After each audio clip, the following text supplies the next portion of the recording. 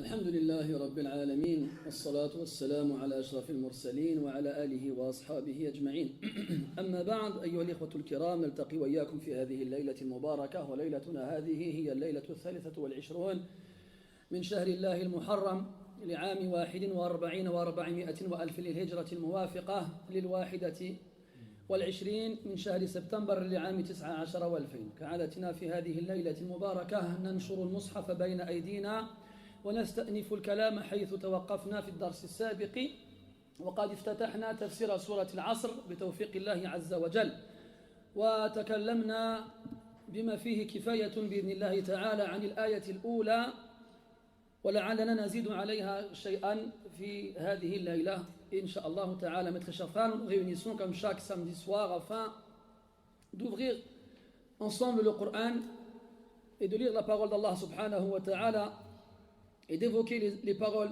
des savants dans l'explication des sens contenus dans ces versets.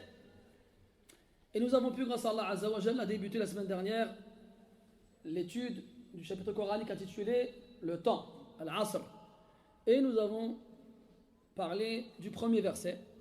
Et il est possible que nous ayons quelques éléments à rajouter. ذكرنا أن هذه السورة ما شاء الله لو لم يذكرني أخي هذا لصار الفرنسيون محرومين من ترجمة جزء كبير من الدرس السابق. نعم, je m'étais arrêté la semaine dernière sur un passage que j'ai fait en arabe et que je n'ai pas eu le temps de traduire. Et je devais donc reprendre aujourd'hui avec la traduction. C'était quel passage? إن الإنسان لفي خسر من هنا؟ D'accord. طيب, إن الإنسان لفي خسر. Avant de reprendre, faire un petit cas récapitulatif. والعصر, donc on a dit plusieurs choses. C'est une sourate makkiyya chez جماهير المفسرين. وقالت طائفة قليلة جدا بعكس ذلك ولعل قولهم هذا ليس له حظ من النظر كما ذكرنا قول السيوطي في هذا تذكرون. Donc on a dit premièrement que cette sourate-là est mécoise chez la grande majorité des mufassiroun, même si certains ont attribué à Ibn Abbas et à Qatada radiyallahu anhuma wa rahimahullah qu'elle était médinoise. Mais on avait vu que la plupart des savants n'avaient pas donné de considération à cet avis-là et que la majorité était donc sur le fait qu'elle était mécoise. Donc Allah tabaraka wa ta'ala il jure sur Al-Asr. Et on a dit que les savants donnent plusieurs avis sur le sens de Al-Asr. Et que la majorité disait qu'il s'agissait de Ad-Dahru kulluhu. Ad-Dahru kulluhu yani le temps. Min ghayri ta'yinin li juz'in minhu. Le temps de façon générale sans viser un moment précis du temps. On a évoqué d'autres avis comme quoi l'Asr c'était Al-Ashi, Akhir al-Nahar, la fin de la journée. Et on avait dit que fi istilah al-Shar' dans le lexique relatif à la législation islamique, lorsqu'on emploie le mot Asr, c'est pour faire référence à la fin de la journée. Et lorsque on veut faire référence au temps en général, on emploie Ad-Dahr. وهو موجود في القرآن وفي السنة. On trouve dans le Coran et dans la Sunna. وما يهلكنا إلا الدهر في القرآن. يعني il n'y aura que le temps qui aura raison de nous. Ou bien dans le hadith فكأنما صام الدهر كله. C'est qui ça? فكأنما صام الدهر كله. أحسنت بارك الله فيك. حديث أبي أيوب في صحيح مسلم, celui qui من صام رمضان وأتبعه ثم أتبعه ب6 من شوال كان كصيام الدهر أو كما قال عليه الصلاة والسلام. Donc on trouve dans les textes du Coran et de la Sunna le mot dahr. Et quand on trouve le mot dahr, c'est pour faire référence au temps. Et on trouve le mot asr. Et quand on trouve le mot asr, c'est pour faire référence à l'ashi, à la fin de la journée. À la fin de la journée, d'ailleurs, ومن هذا ومن ثم سميت صلاة العصر بصلاة العصر. Et à partir de là, on a appelé la prière de l'asr par al-asr. Je vous avais dit la semaine dernière que si on se base sur cet avis-là, même s'il est minoritaire par rapport aux autres, il y avait un irtibat latif بين المقسم به والمقسم عليه. qu'il y avait un lien subtil entre l'élément qui sert à jurer et l'élément pour lequel on jure. Et je vous ai déjà dit plusieurs fois que quand Allah Ta'ala jure sur quelque chose, c'est pas pour rien. Il jure sur quelque chose, pour quelque chose, et généralement, il y a toujours des liens, des relations entre ces deux éléments. Ces relations-là peuvent être claires, évidentes, et des fois, elles sont subtiles. Idhan, la majorité des mufassirin, ils disent que c'est ad-dahr, c'est le temps. Puis, Allah Ta'ala, jawab al-qasam, inna al-insana la fi khusr. Et j'avais donné la semaine dernière donc un exemple que les Arabes utilisaient pour appuyer leurs paroles, pour confirmer, pour alourdir et alimenter leurs paroles en confirmation à l'aide de ce qu'on appelle des mu'akkidat. En grammaire, on a des adverbes qu'on rajoute dans la phrase en fonction du degré de doute de la personne qu'on a face à soi. Je vais donner un exemple. Abdelraouf me demande, est-ce que Ali il va venir? Est-ce que Ali va venir? Hal Ali qadim? Moi je vais lui dire naam. Ali qadim. Abdelraouf, il me fait confiance, il n'a pas de raison de ne pas me croire, il se contente de cette parole-là. Puis après lui, j'ai Mohamed qui vient me voir, qui me demande est-ce que Ali qadim? Est-ce que Ali va venir? Et moi je lui réponds comme j'ai répondu à Abdelraouf, naam, Ali qadim. Et lui, il me fait, t'es sûr? Donc il me montre un doute face à mon information, mais un doute faible. Alors pour balayer ce doute-là, je vais alourdir mon information avec un ta'kid. Je vais mettre inna. Inna aliyan qadimun. Et avec ce ta'kid, la faiblesse du doute de Mohammed s'en va. Puis, j'ai Ibrahim, il vient, il me dit هل علي قادم ou bien il me dit أأنت الذي تزعم أن عليا قادم ليس كذلك.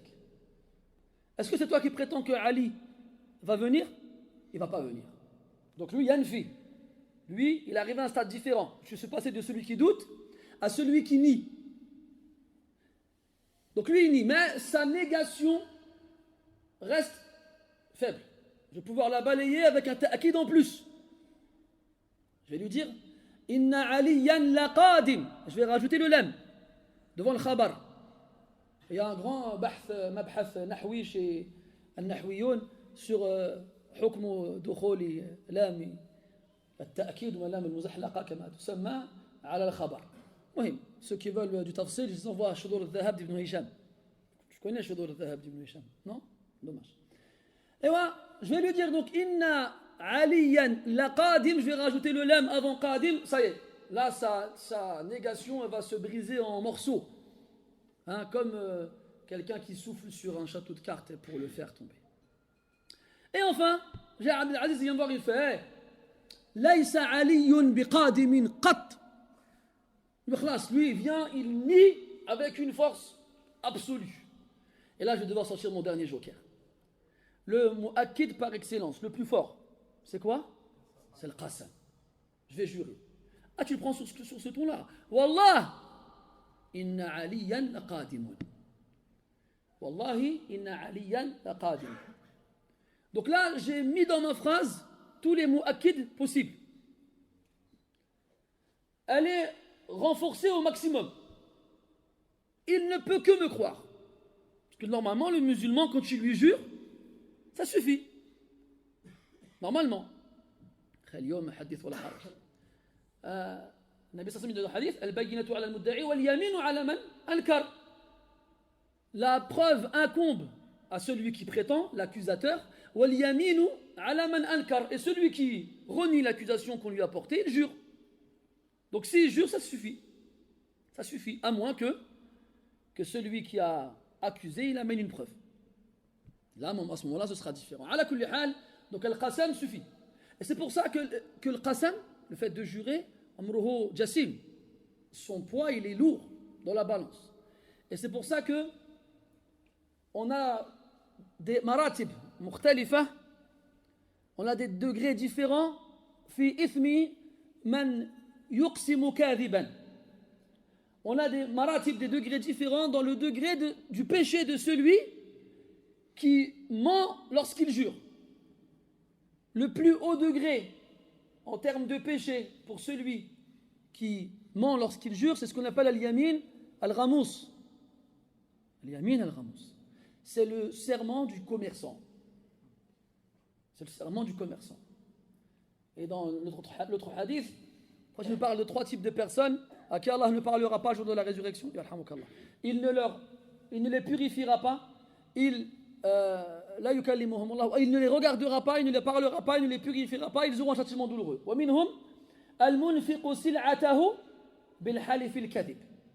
Celui qui vend sa marchandise avec un serment mensonger. Il jure mais il ment.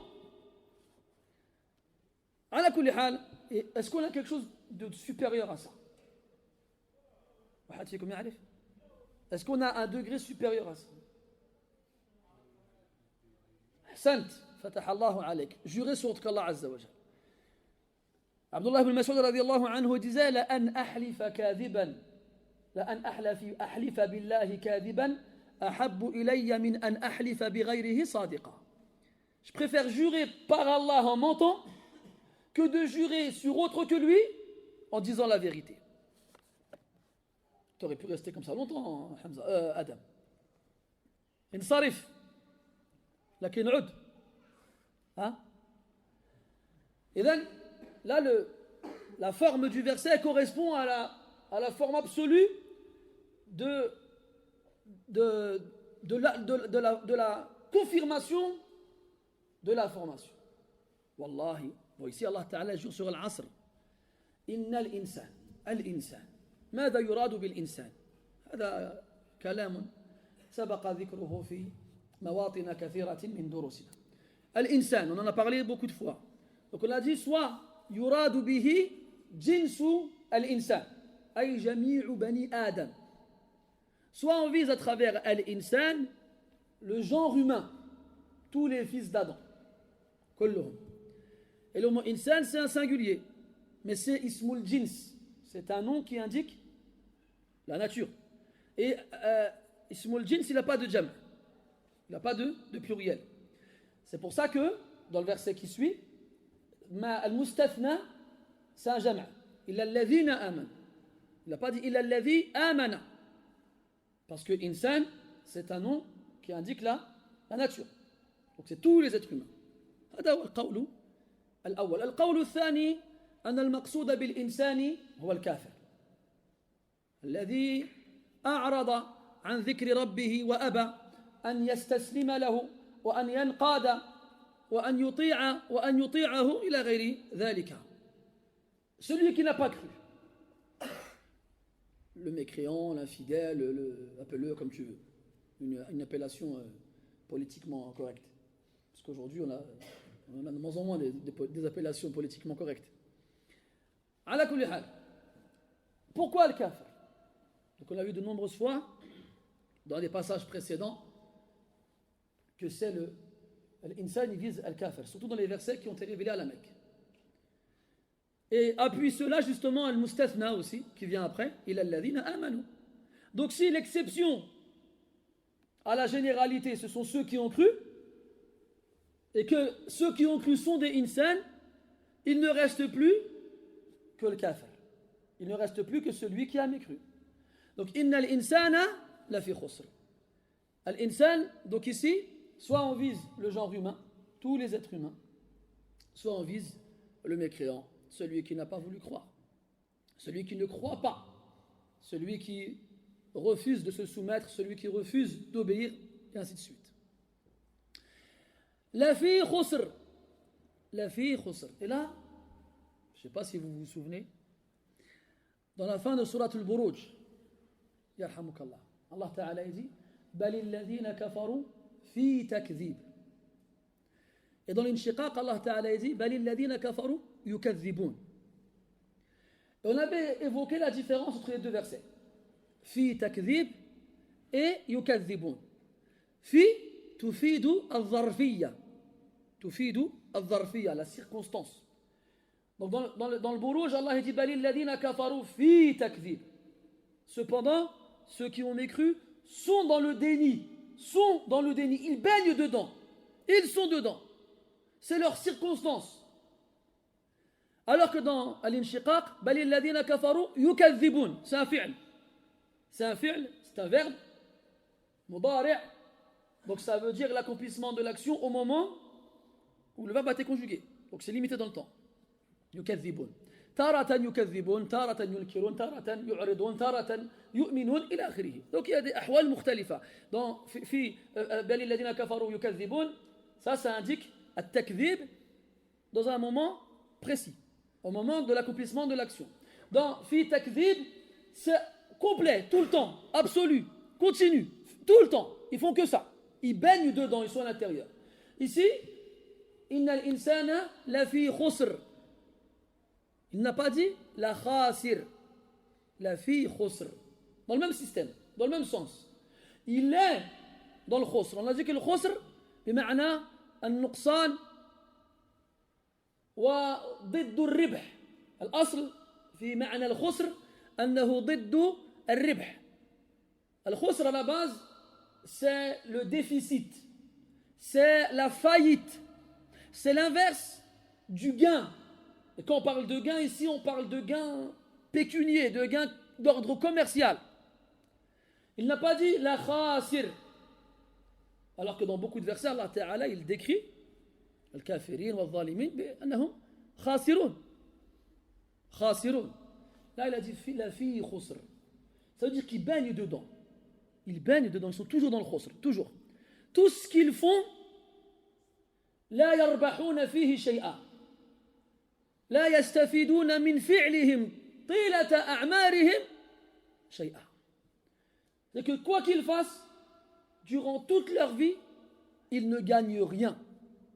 وطبعا خسارة الآخرة أشد وأدهى. Et bien entendu, la perte de l'au-delà sera pire. إذن لفي خسر, dans le sens où leur khasara, leur perte, leur déficit, leur absence de gain est continu, est constant. Et là, à ce moment-là, on dira que ça correspond à tafsir Jumhuri al-Mufassirin, ça correspond à l'explication donnée par la majorité des Mufassirin, comme quoi al-Asr bima'ana ad-dahr, comme quoi al-Asr a le sens du temps, de façon complète, de façon continue. C'est-à-dire que toute la période de vie de l'insan, il la passe dans le khusr. Il la passe dans l'absence de gain. من أوله إلى آخره, du début à la fin. Allah dit dans le Coran لقد خلقنا الإنسان في كبد. Donc c'est une vie dans la difficulté, dans les efforts, dans le travail, dans la fatigue. Et à la fin, al-khusran al-mubin. Wal-'iyadhu billah. À la fin de sa vie, au moment même où son âme quitte son corps, ça commence. Entre le moment où son âme se fait refuser l'accès aux portes du premier ciel jusqu'à ce qu'elle se retrouve dans la tombe où elle rencontre les anges qui l'interrogent, jusqu'au moment où elle se fait châtier, jusqu'au jour de la résurrection, jusqu'à la résurrection elle-même, où chacun sera châtié en fonction de sa circonstance de mort, jusqu'au jugement lui-même, jusqu'à ce qu'il arrive dans sa dernière destination. Khusr da'im mustamir ghayru munqati'. Une perte continuelle qui perdure et qui ne s'interrompt jamais. Et à la fin, au fin de nihayat al-mataf, al-adhab al-alim al-muqim ila abad al-abidi. Pour à la fin, un châtiment douloureux, continu, éternel. Wad-dahr, wal-asr. D'ailleurs, القرطبي وغيره يغمن أثر ينسب إلى علي بن أبي طالب رضي الله عنه أنه كان يقرأ والعصر ونوائب الدهر. علي رضي الله عنه quand il récitait سورة العصر il rajoutait عفوا ونوائب الدهر.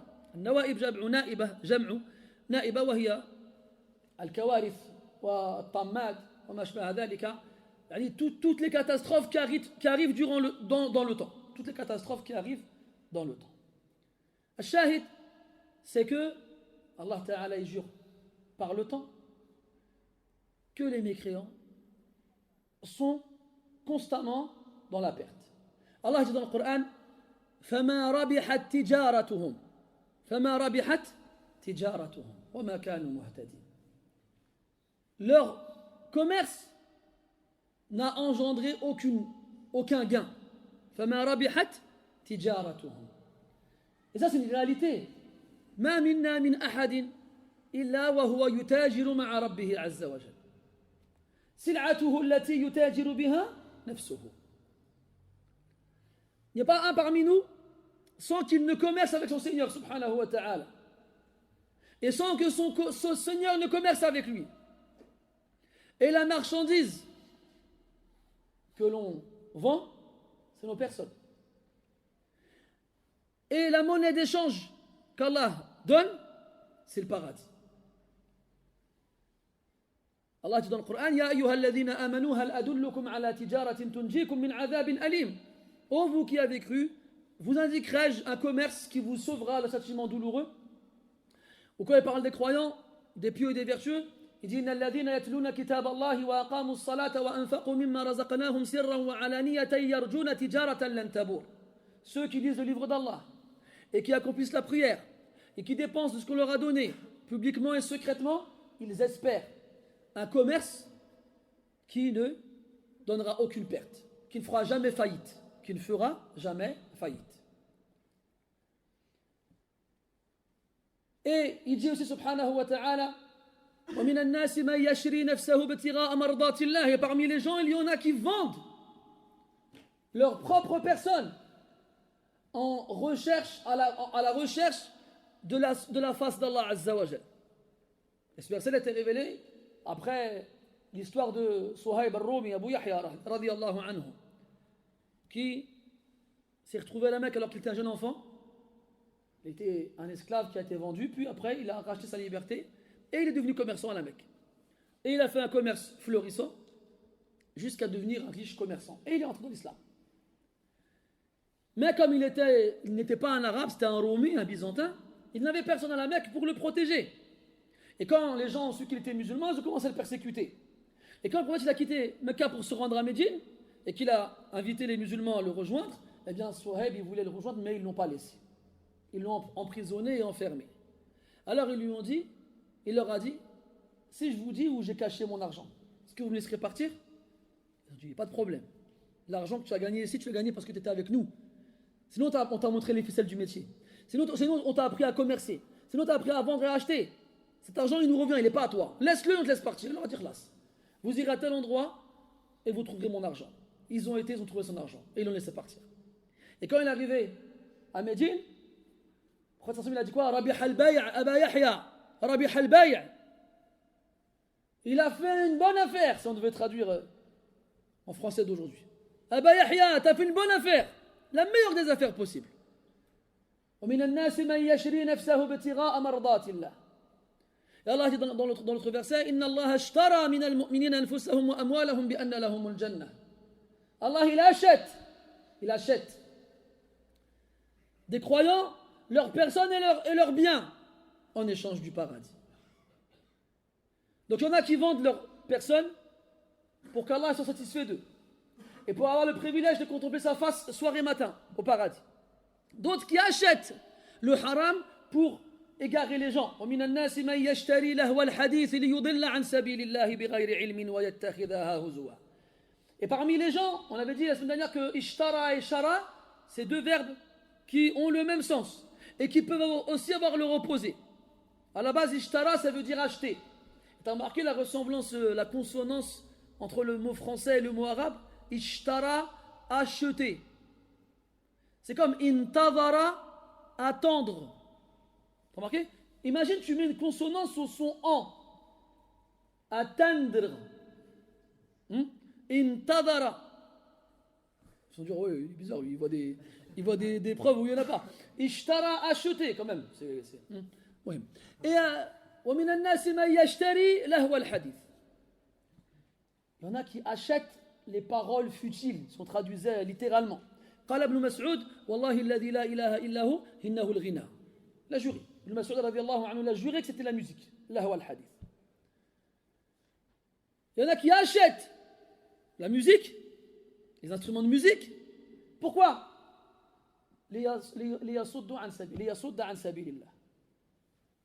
Pour se mettre en obstacle, pour obstruer le sentier d'Allah, pour égarer les gens.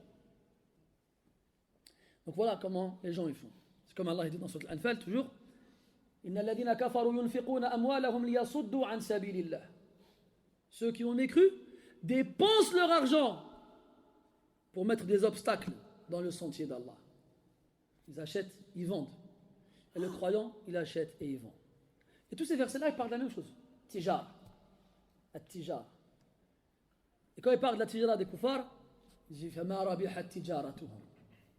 Leur commerce, il n'a engendré aucun gain, aucun. ويقول النبي صلى الله عليه وسلم كل الناس يغدو فبائع نفسه فمعتقها أو موبقها هو العكس فموبقها أو معتقها أو كما قال عليه الصلاة والسلام قال صلى الله عليه وسلم كل الناس يغدو غدا يغدو والغدوة يعني في الصباح خروجه صباحا tout le monde sort le matin ça c'est le ghalib c'est le jari من أعمال الناس c'est que les gens le matin ils sortent pour faire quoi? Pour aller travailler. Et pourquoi ils vont travailler? Pour gagner leur subsistance et ainsi subvenir à leurs besoins et à ceux qui sont à leur charge. Tous les matins. Sauf les chômeurs. Al-Muhim, ils sortent le matin, علاش pourquoi? كل الناس يغدو فبائع نفسه. Tout le monde. Tu sors de chez toi le matin, tu vends ta propre personne. Tu vends ta propre personne. Tu la vends à qui? À Allah Azza wa Jalla. Et Allah, il te l'achète. Comment? Avec quoi? فَمُعْتِقُهَا أَوْ مُوبِقُهَا. Soit il l'affranchit, il arrive à payer le prix de sa personne et ainsi l'affranchir de l'enfer, soit il l'amène à sa perte. مُوبِقُهَا من أوبق يوبق. وفي الحديث اجتنبوا السبع الموبقات. وفي كلام أبي هريرة رضي الله عنه كلمة قالها أوبقت عليه دنياه وأخراه. أوبق, ça veut dire أهلك, détruire, anéantir, exterminer. Donc tous les matins tu sors, tu vas faire ton commerce, tous les matins. Et ta marchandise, c'est ta propre personne. Tu ne vas pas vendre des vêtements ou des chaussures ou des fruits ou des légumes ou de la nourriture. Tu ne vas pas vendre des maisons ou des voitures. Tu vas vendre ta propre personne. Est-ce que tu vas réussir à racheter auprès d'Allah ta personne pour la sauver de l'enfer ou pas? Ou à l'inverse, est-ce que tu vas être la cause de ta propre perte? فَمُعْتِقُهَا أَوْ مُوبِقُهَا. Et là on revient au verset ici. وَالْعَصْرِ إِنَّ الْإِنسَانَ لَفِي خُسْرٍ. Et que toute sa vie, l'être humain, il a un nombre d'occasions incalculables où il peut racheter sa personne. Mais il les laisse passer les uns après les autres. Tu arrives toi devant Allah Ta'ala, il va te dire, tu as vécu combien d'années? 70 ans, 80 ans, d'accord. En combien de fois en 80 ans tu as eu l'occasion de sauver ta peau? Combien de fois? 10 fois? 100 fois? 1000 fois? 10 000 fois? Et avec tout ça, à la fin de ta vie, tu n'as pas réussi. Et avec tout ça, tu n'as pas une hasana qui peut te sauver de l'enfer. Avec tout ça, tu vas finir éternellement dans le châtiment douloureux. Et voilà, c'est ça la vraie perte. C'est avoir eu 1 milliard d'occasions et ne pas avoir su les saisir quand elles se sont présentées devant toi. Regardez nous comment on réagit quand on perd une occasion en or. Des fois, c'est comme ça, tu galères, tu casses sur le bon coin. Tu vois le dernier iPhone à 100 €. C'est pas normal. Il y a anguille sous roche. Il y a quelque chose. T'appelles, on ne sait jamais. Tu vois, c'est une vieille dame. Oui. Vous vendez bien un iPhone, c'est quoi le dernier? 15? 11? Ah, moi, je n'ai pas d'iPhone. C'est trop compliqué pour moi les iPhones. Oui, voilà, écoutez, ma fille elle m'a offert ce téléphone-là, je comprends rien, il est trop compliqué, je le vends 100 euros. Bougez pas, j'arrive. Tu me dis ça. C'est bon, ça c'est l'occasion en or. Au mieux, je leur vends 1000 euros. Ça se vend combien? Ça se vend 1000 euros, ça. 1000 euros, ça. 600? Non. Ah. 400. 1400. Zama, c'est le top du top, le plus. Combien de gigas ça? Tu dis, j'arrive. Alors elle dit, d'accord. Puis t'arrives, tu galères, il y a les feux rouges, il y a les bouchons, il y a l'akhirihi. Puis tu arrives devant chez elle, tu frappes. Elle dit, excusez-moi, il y a quelqu'un qui m'a appelé juste après vous et il est venu avant vous, je l'ai vendu. Tu lui mets un coup de tête à la vieille si elle fait un truc comme ça. Ça y est, il y en a, ils vont pleurer, ils vont dire non, subhanallah, c'était pour moi normalement. Tu vas dire, j'ai raté l'occasion en or. J'ai raté l'occasion en or. Je vous ai dit, je suis un clown de nature, hein, ça vous ne pourrez pas me l'enlever, les frères. Ça, vous ne pourrez pas me l'enlever, je ne l'enlèverai pas, je ne peux pas l'enlever, je suis comme ça.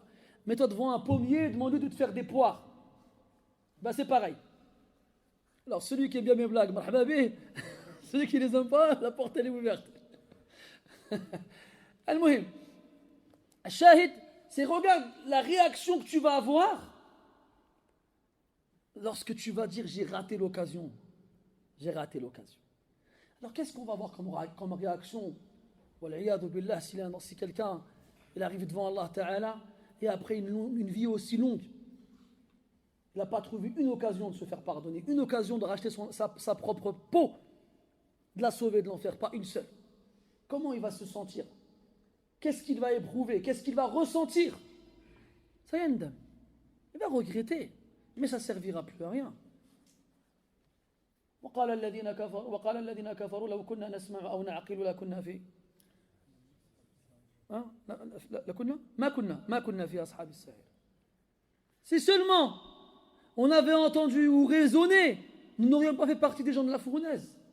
فاعترفوا بذنبهم. Ils ont reconnu leur péché. فسحقا لأصحاب السعير. الشاهد إذن donc soit on a dit والعصر c'est الدهر كله, le temps entièrement du début à la fin. Et l'être humain, le kafir, du début à la fin, il est dans le khasara. Il reste dedans, il baigne dedans, il n'en sort jamais. Jamais. Et ainsi, tu comprends approximativement pourquoi il mérite un châtiment aussi terrible que l'éternité en enfer. Parce qu'il y a des gens, ils disent, ouais, c'est pas normal, il a vécu 80 ans, il reste en enfer éternellement. Il y en a qui disent des paroles comme ça, hein.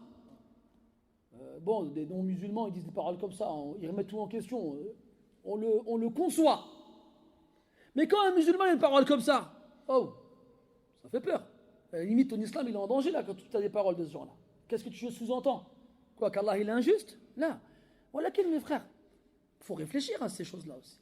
Toi, tu connais la valeur, toi, d'un œil? Un exemple tout simple. Il y a des gens parmi nous qui ont des problèmes d'audition. Des problèmes d'audition.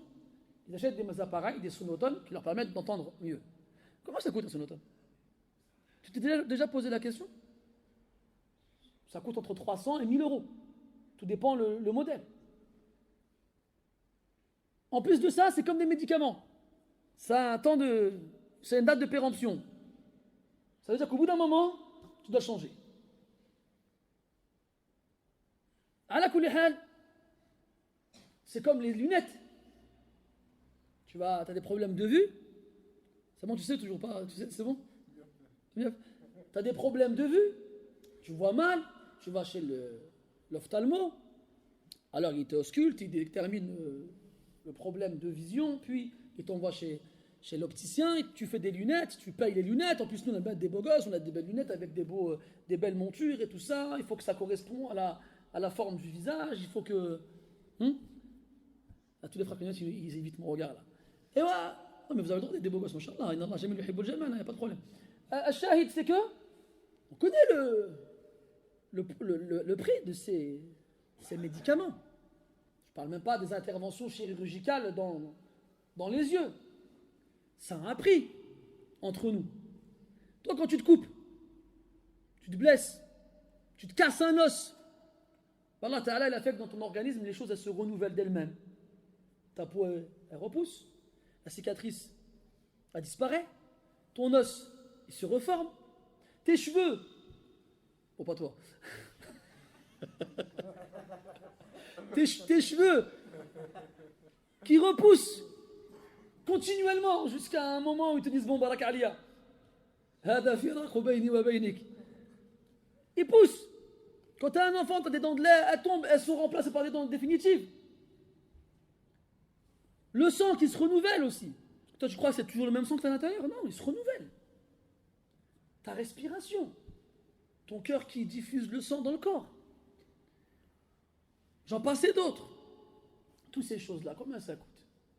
C'est quoi le prix de toutes ces choses-là qu'Allah Ta'ala t'a donné toute ta vie? Toute ta vie. Et est-ce qu'on peut quantifier, valoriser la vue? Vous avez vu que on parle des téléphones. Les téléphones, plus son appareil photo il est sophistiqué, plus il coûte cher. Plus il y a de mégapixels dans l'objectif, plus il coûte cher. Donc c'est comme les télévisions. On avait au début du plasma, après on a eu LCD, après ils nous ont fait du LED, après ils nous ont fait du 4K, maintenant ils nous font du 8K, après jusqu'où ils vont aller. Et tout le temps, on est ébloui devant la qualité de l'image. Et plus c'est net, plus c'est cher. Et on est encore loin de la définition de la rétine. Eux, ça se compte en dizaines de mégapixels ou en centaines pour les plus sophistiqués. Nous, nos yeux, ça se compte en millions. C'est pas comparable. Tout ça pour vous dire que toutes ces choses qu'Allah nous donne, toutes ces choses-là, combien elles coûtent? Combien elles coûtent? Toi, tu arrives devant Allah, tu l'as pas, enfin toi, dans son sens général, tu n'as pas cru en lui. Tu n'as pas cru en ses prophètes. Tu n'as pas cru en ses livres. Tu n'es pas soumis à sa loi. Tu ne lui as pas obéi. Et toute ta vie, tu as profité de tout ça. Et tu crois, combien ça coûte tout ça? Combien ça coûte? Toi et moi, on ne sait pas ça. Mais Allah Ta'ala, il sait. Et en enfer, quand ils arriveront en enfer et qu'ils verront, qu'ils comprendront, ça y est, khlas. C'est plus seulement une information qu'on leur transmet, c'est une réalité qu'ils vivent. Là, ils diront quoi? Ça y est, on reconnaît. Et dans la fin de Zumar, ils diront même Alhamdulillahi Rabbil Alamin. Pourquoi ils diront Alhamdulillahi Rabbil Alamin? Parce qu'ils sauront que s'ils sont en enfer éternellement, c'est par la justice d'Allah Azza wa Jal. Il n'a pas été injuste envers eux. Pas une seule seconde. Et si on dit que Al-Asr, c'est la fin de la journée, eh bien ça correspond à la fin de la vie de l'être humain. On a expliqué que Allah Ta'ala, il a comparé les étapes par lesquelles passe l'humain au long de sa vie par les phases lunaires. Vous allez passer d'étape en étape, comme la lune. Elle apparaît, c'est un croissant, puis une demi-lune, puis une pleine lune, puis elle devient une demi-lune, et enfin elle finit en croissant. De la même façon, des bébés, des enfants, des adolescents, des adultes, puis la vieillesse, et enfin la mort. De la même façon. Et là, ça ressemble au verset dans Surat Tin. Allah Ta'ala dit لَقَدْ خَلَقْنَا الْإِنسَانَ فِي أَحْسَنِ تَقْوِيمٍ ثُمَّ رَدَدْنَاهُ أَسْفَلَ السَّافِلِينَ إِلَّا الَّذِينَ آمَنُوا وَعَمِلُوا الصَّالِحَاتِ. Ça ressemble à ça. Nous avons certes créé l'être humain de la façon la plus parfaite. Puis, nous l'avons fait redescendre au plus bas des degrés. Sauf ceux qui ont cru et fait des actions vertueuses. Ici, c'est-à-dire que plus l'être humain il avance dans le temps, plus il court à sa perte. Plus il court à sa perte. وفي الحديث قوله صلى الله عليه وسلم خياركم من طال عمره وحسن عمله. Ça m'arrive une fois par mois à peu près. je renverse mon verre. C'est bon, il n'y a pas d'eau sur le. جزاك الله خير. حاشاك أكرمك الله. Les meilleurs d'entre vous sont ceux qui plus la vie s'allonge, plus leurs actions sont bonnes. Et la compréhension inversée du hadith, c'est que les pires d'entre vous sont ceux qui plus leur vie s'allonge, plus leurs actions sont mauvaises. Si les meilleurs d'entre vous sont ceux qui plus vieillissent, mieux ils sont, eh bien les pires d'entre vous sont ceux qui plus ils vieillissent, pire ils sont. Et on a vu déjà des textes qui indiquent que dans certains cas, le péché accompli par le vieillard est pire que le même péché accompli par un jeune. كقوله عليه الصلاة والسلام ثلاثة لا يكلمهم الله يوم القيامة ولا يزكيهم ولا ينظر إليهم ولا هم عذاب أليم وذكر منهم الأشيمط الزاني وفي رواية الشيخ الزاني. Encore un hadith dans lequel le prophète nous parle des personnes qui font des péchés, qui feront qu'Allah ne leur parlera pas jour de la résurrection, ne les regardera pas, ne les purifiera pas, et ils auront un châtiment douloureux. Et là, évoqué parmi eux, Al-Shaykh al-Zani, le vieillard qui fornique. C'est quoi la différence entre un vieillard qui fornique et un jeune qui fornique? C'est pas pareil. Parce que dawa'i al-zina fi shab akthar wa aqwa. Parce que ce qui pousse le jeune à forniquer en lui-même est beaucoup plus nombreux et plus fort que chez le vieux. Et avec ça, il vieillit. Et then, le vieillard, quand il fait certains péchés, c'est pire que le jeune s'il avait fait les mêmes. Et on a aussi l'autre hadith où le prophète dit sallallahu alayhi wa sallam que quand on s'habitue à faire une action vertueuse, quelqu'un, mathalan, il lit le Coran régulièrement tous les jours. Quelqu'un, mathalan, il prie la nuit régulièrement. Quelqu'un, mathalan, toutes les semaines, il donne une sadaqa. Quelqu'un, mathalan, toutes les semaines, il va voir quelqu'un dans sa famille. Quelqu'un, tous les ans, il fait une umrah. Ou là, il fait al-hajj. Il en fait une ada. Il en fait une habitude régulière. هذا إن طرأ به أو عليه طارئ. S'il lui arrive un événement soudain, من مرض وسفر وشغل وما شبه ذلك, que ce soit la maladie ou un voyage ou une occupation, quoi que ce soit, eh bien Allah Ta'ala, il continue à lui compter les bonnes actions de ces actions qu'il accomplit régulièrement, à partir du moment où la raison qui l'a empêché de l'accomplir, elle est indépendante de sa volonté. Elle est indépendante de sa volonté. Et à l'inverse, celui qui n'a rien, ni il a des fara'id, ni il a des nawafil, qu'est-ce qu'il fait? Qu'est-ce qu'il a? Qu'est-ce qu'il gagne? Qu'est-ce qu'il perd? Tout. Il gagne rien et il perd tout. Il gagne rien et il perd tout. Donc, wal-asr, soit c'est ad-dahr kulluhu, soit c'est le temps entièrement, et à ce moment-là, on dirait que celui qui mécroit, toute la vie qu'il passe, tout le temps qu'il passe sur terre, il le passe dans la perte et il ne gagne rien. Ou sinon on dit wad-dahr dans le sens akhirun nahar, al-ashi, la soirée, la fin de la journée. Ça fait référence à la fin de sa journée à lui. Awshakat shamsu hayatihi ala al-ghurub. Le soleil de ta vie est sur le point de se coucher. C'est comme si la vie de l'être humain c'était une journée. À sa naissance, le soleil se lève et à sa mort, le soleil se couche. Shahid. Donc à la fin de sa vie, huwa fi khusr. لماذا? Pourquoi à la fin de sa vie huwa fi khusr? Parce que في الغالب من عاش على شيء مات عليه. Celui qui vit sur un état, il meurt sur le même. هذا في الغالب. قد يحصل من بعض الأفراد تغير مطلق في آخر أعمارهم. Il arrive chez certaines personnes, c'est des exceptions très rares, qu'à la fin de la vie, il se passe un bouleversement qui change toutes leurs habitudes. Mais sinon, en général, man aasha ala shay'in mata alayh. Comment tu vis, tu mourras.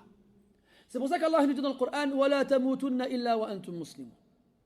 et ne mourrez qu'en étant soumis. Mais nous, on ne choisit pas dans quel état on meurt. On ne sait pas nous comment on va mourir. Donc comment est-ce qu'Allah il peut nous ordonner de mourir dans un état alors qu'on n'a pas de pouvoir sur le choix de l'état sur lequel on va mourir? Combien ils ont dit, ah moi je m'amuse, je passe du bon temps, quand je serai plus vieux, là je ferai tawba. Hein, et بارتهم المنية فماتوا من قبل أن يتوبوا. Ils ont été surpris par la mort et ainsi ils n'ont pas pu se repentir. Combien? Donc nous on ne choisit pas sur quel état on va mourir. On ne sait pas. Alors comment se fait-il qu'Allah nous demande de ne mourir qu'en étant soumis? C'est pour que tu comprennes que si tu veux mourir soumis, il faut vivre soumis. Il faut vivre soumis. Yusuf alayhi salam, qui était un prophète, Nabiyyun Karim, il dit à la fin de l'histoire de Surat Yusuf, comme si c'était la fin de sa vie, Tawaffani musliman wa alhiqni bis salihin. Fais-moi mourir musulman et fais-moi rejoindre les vertueux. Comme si après une vie pleine d'épisodes tout aussi mouvementés les uns que les autres, c'est un petit garçon. Il se fait enlever par ses frères. Ils font croire à leur père qu'il a été dévoré par un loup. Il se retrouve nu dans un puits. Il se fait vendre à des commerçants. Puis il se fait vendre à un homme riche, comme un esclave. Puis il devient domestique. Puis il se fait tenter par la femme de son maître. Puis il se retrouve en prison. Puis. Ajib cette vie-là, wallah. Et à la fin, quand tout finit bien, quel est le mot de la fin? Wallah, ajib hada ou là? Non? Le mot de la fin, c'est quoi? ربي قد آتيتني من الملك وعلمتني من تأويل الأحاديث فاطر السماوات والأرض. Donc il commence en reconnaissant fadlullah azza wa jalla alayhi. Il reconnaît les bienfaits d'Allah Ta'ala sur lui. وما بنعمة ربك فحدث. Puis يعترف بكمال الله عز وجل على سائر المخلوقات. Puis il reconnaît la grandeur et la perfection de son Seigneur créateur sur toutes les créatures. فاطر السماوات والأرض. Tu es le créateur des cieux et de la terre. Anta waliyyi fi dunya wal akhirah. Tu es mon allié ici-bas et dans l'au-delà. Tawaffani musliman wa alhiqni bis salihin. C'est la fin de l'histoire. Fais-moi mourir musulman et fais-moi rejoindre les vertueux. Et c'est comme s'il est en train de te dire, t'as vu la vie que j'ai vécue? T'as vu comment ma vie elle est finie? Ça ne veut pas dire que c'est fini encore. Tant que je ne suis pas mort, musulman, eh bien je dois demander à Allah de me faire mourir musulman. Parce que les cœurs, ils sont entre les doigts d'Allah Azza wa Jalla, il les retourne comme il le veut. Inna quluba bani Adam bayna usbu'ayn min asabi' ar-rahman yuqallibuha kayfa yasha. Wa fi al-hadith inna ahadakum la ya'malu bi a'mali ahli al-jannati fima yabdu lin-nas. حتى ما يبقى بينه وبينها إلا ذراع فيسبق عليه الكتاب فيعمل بعمل أهل النار فيدخلها إلى آخر الحديث. Et dans l'autre hadith, l'un d'entre vous accomplit les actions des gens du paradis dans ce qui apparaît aux yeux des gens, au point où il ne reste entre lui et le paradis qu'une coudée. Puis la destinée le devance, parce qu'Allah il avait écrit le concernant. Alors il accomplit des actions des gens de l'enfer et il y entre. Et l'inverse aussi. Il y a des gens qui font des actions des gens de l'enfer, dans ce qui apparaît aux gens. Puis, au point où il ne reste entre lui et l'enfer qu'une coudée. Alors, il fait des actions des gens du paradis et il y entre.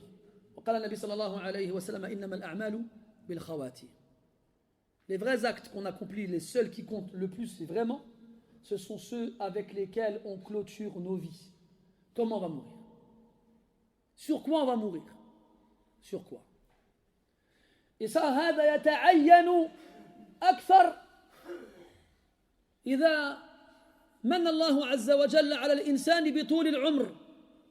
Et ça se montre encore plus quand Allah Ta'ala il te donne une longue vie. Khlas, les jours y passent, tu prends de l'âge, ton corps il change, tu perds ta force, tu perds tes facultés sensorielles, ta barbe elle devient blanche, tes dents elles tombent, tes cheveux. Et tu vois l'effet du temps sur toi. Et comment tu te trouves toi à ce moment-là? Est-ce que tu es meilleur que ce que tu étais avant? Et celui qui veut finir bien, il doit bien commencer. C'est pour ça que le prophète dit sallallahu alayhi wa sallam dans l'autre hadith, dans ceux qui vont être sous l'ombre du trône d'Allah le jour de la résurrection, il y aura d'autres ombres que celle-ci. Dans les 7, shabun nasha'a fi ta'atillah ou fi ibadatillah. Un jeune qui grandit dans l'obéissance d'Allah, dans l'adoration d'Allah. Dès son plus jeune âge, il est là. Il fait la prière, il jeûne depuis qu'il a 7 ans. Depuis qu'il a 7 ans, il fait la prière. Il jeûne. Ses parents l'ont emmené avec lui faire la umrah alors qu'il avait 10, 11 ans. Ajib hada. Shahid. Et toute sa vie, il grandit comme ça. هذا يغلب على الظن أن يختم حياته كما ابتدأها. طبعا بإذن الله عز وجل. Celui-ci, il est fort probable pour lui qu'il finisse sa vie comme il a commencé. Bien sûr, si Allah lui permet. وَمَا رَبُّكَ بِظَلَّامٍ لِلْعَبِيدِ. Il ne faut pas que tu aies peur, que tu crois que Allah il t'attend au tournant et subitement il va t'égarer sans aucune raison. Non. Allah, quand il égare ses serviteurs, c'est pour des raisons. Si tu es sincère et que tu sais que tu es dépendant de lui et que tu reviens vers lui, tu lui demandes de t'aider et te guider, il ne te trahira pas. C'est pas quand tu essayes de le trahir, toi, en cachant dans ton cœur des choses qui n'apparaissent pas aux yeux des autres. N'oublie pas que Allah, il n'y a rien qui lui est caché ni sur terre ni dans les cieux. Et c'est ce qu'il dit des hypocrites.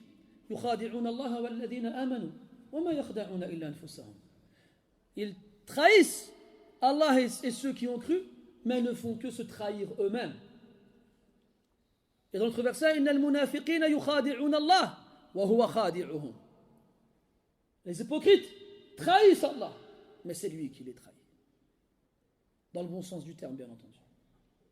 C'est-à-dire qu'eux, ils croient qu'ils ont échappé, ils ont vécu avec les musulmans, à l'abri des problèmes, à l'abri des soucis, ils ont profité de ce qui profitait aux musulmans, et ils ont été épargnés du mal qui touchait les autres. Alors ils se disent quoi? Ah, c'est bon, on a gagné. Là, à la fin, comme on dit en arabe, biqadri as-su'ud yakunu as-suqut. En fonction de l'élévation que tu prendras, eh bien la chute elle sera proportionnelle à l'élévation. Tu montes, et quand tu vas tomber, ben, la chute elle sera fatale. Et comme vous savez, ce qui compte c'est pas la chute, c'est l'atterrissage. Al-Muhim. Donc à la fin de la vie, là, on a dit ça se montre encore plus chez les gens qui Allah a permis de vivre longtemps. Ils sont là, 60 ans, 70 ans. Ama anzaraka ash-shayb, ama bana laka al-aib, wa ma fi nushihi rayb, fatahtata wa tahtam. Est-ce que le cheveu blanc ne t'a pas averti? Et il n'y a pas de doute dans le conseil qu'il te donne. Est-ce que le défaut n'est pas apparu à tes yeux dans ton corps qui change avec le temps? Afin que tu prennes des précautions et que tu réfléchisses? Lakin non. Nous on vieillit et on s'accroche à dunya. يود أحدهم لو يعمر ألف سنة وما هو بمزحزحه من العذاب أن يعمر. L'un d'entre eux souhaiterait qu'on lui fasse vivre 1000 ans. Qu'on le fasse vivre 1000 ans. Et ça ne le sauvera pas du châtiment. Qu'on lui rajoute de quoi vivre. Ça ne sauvera pas. إذن, et le prophète nous dit sallallahu alayhi wa sallam inna a'mara ummati bayna la tujawizu as-sittin wa fi riwayatin bayna as-sittin wa as-sab'in. La vie de ma communauté, des membres de ma communauté ne dépasse pas la soixantaine, c'est-à-dire entre 60 et 70 ans. ثم قال وأقلهم من يجاوز ذلك. Et ceux qui arrivent à dépasser les 70 ans, ce sont les moins nombreux parmi eux. Toi, tu arrives, tu te réveilles un matin, tu as 60 ans. Au lieu de te dire, ça y est, c'est la dernière ligne droite, c'est fini après, j'arrive à la fin. faire un bilan sur soi-même. Ça fait 60 ans que je suis vivant. Qu'est-ce que j'ai fait pendant 60 ans? Quand est-ce que j'ai commencé la prière? Combien de fois j'ai fait la zakat? Est-ce que j'ai fait le hajj? Comment je suis avec mes parents, s'ils sont encore vivants? Ou avec mes enfants? Comment je suis avec mon épouse? Avec mes voisins? Comment je suis par rapport à Allah Azza wa Jal? Mais non, rien. Tu sors tous les matins, tu mets ta veste, tu vas au marché, tu vas boire un café avec tes copains, tu vas à la mosquée le vendredi ou à l'Eid, tu rentres chez toi, tu vas au bled, tu rajoutes un étage, un deuxième, tu penses au mariage, il y en a quand ils disent هو يكبر في العمر ويبقى يفكر في الامور تاع ها. On sait ça, on connaît tous des gens comme ça. البيري رحمه الله تعالى يقول ويقبح بالفتى فعل التصابي واقبح من ذاك شيخ قد تفتى. Il est laid pour le jeune d'agir comme un enfant. Le jeune. On a des petits jeunes qui ont 16-17 ans ici. Un enfant de 16-17 ans qui se comporte comme un enfant de 5 ans. C'est laid. Un enfant de 5 ans, tu n'accepteras pas des choses d'un enfant de 17 ans qu'un enfant de 7 ans, de 6 ans, il fait. Et bien pire que ça, quand un vieillard, il se prend pour un jeune. Il se prend pour un jeune. Là, t'es un vieux. Dira frasik. Et je finirai, bon, c'est mais je finirai avec cette histoire. Je vous ai déjà raconté, ولكن لا حرج في إعادة ذكرها فإنما تكرر يتقرر. Il n'y a pas une histoire avec le Fudayl ibn Iyad, rahmatullahi alayhi, je vous l'ai déjà raconté de nombreuses fois. Il voit un homme un jour avec la barbe blanche et les cheveux blancs. أراد أن يعظه. Il a voulu l'exhorter. Il lui dit هذا كم مضى من عمرك. Quel âge tu as? L'homme lui répond 60 سنة أو 60 سنة, 60 ans. Alors le Fudayl lui répond إنك منذ 60 سنة تسير إلى الله فيوشك أن تصل. Ça fait 60 ans que tu te rends vers Allah. Tu vas bientôt arriver. 60 ans que tu marches dans ce chemin de la vie, là tu es sur le point d'arriver à destination. Tu vas mourir, يعني. ففهم الرجل. L'homme il a compris. فقال إنا لله وإنا إليه راجعون. Il a dit nous sommes à lui, nous retournons. فقال له الفضيل أعرفت معناها. Tu connais le sens de cette phrase que tu viens de dire? Il a dit نعم. علمت أني لله عبدا أو أني لله عبد وأني إليه راجع. Je sais que j'appartiens à Allah en tant que serviteur et que je reviendrai vers lui. Il dit non, c'est pas ça. Il dit من علم أنه لله عبد وأنه إليه راجع علم أنه موقوف بين يديه ومن علم أنه موقوف بين يديه علم أنه مسؤول ومن علم أنه مسؤول فليعد للسؤال جوابا. Il dit non. Celui qui sait qu'il est l'esclave d'Allah et qu'il reviendra vers lui doit savoir qu'un jour il sera debout devant Allah Ta'ala. Et celui qui sait qu'il sera un jour debout devant Allah doit savoir qu'il sera interrogé. Et celui qui sait qu'il sera interrogé, qu'il prépare dès à présent des réponses. Fabakar Rajul. L'homme, wasalatir risala. Le message, il est arrivé à destination.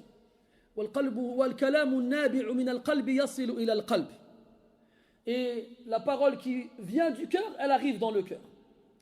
L'homme il se met à pleurer, il est touché par l'exhortation, il a compris. فقال يا فضيل ما الحيلة, que faire? فقال الفضيل يسير الحيلة يسيرة. T'inquiète pas, la solution elle est facile. أن تتقي الله فيما بقي من عمرك يغفر الله لك ما قد مضى من ذنوبك. Crains Allah dans ce qu'il te reste comme vie à vivre, Allah te pardonnera ce que tu as fait auparavant comme péché.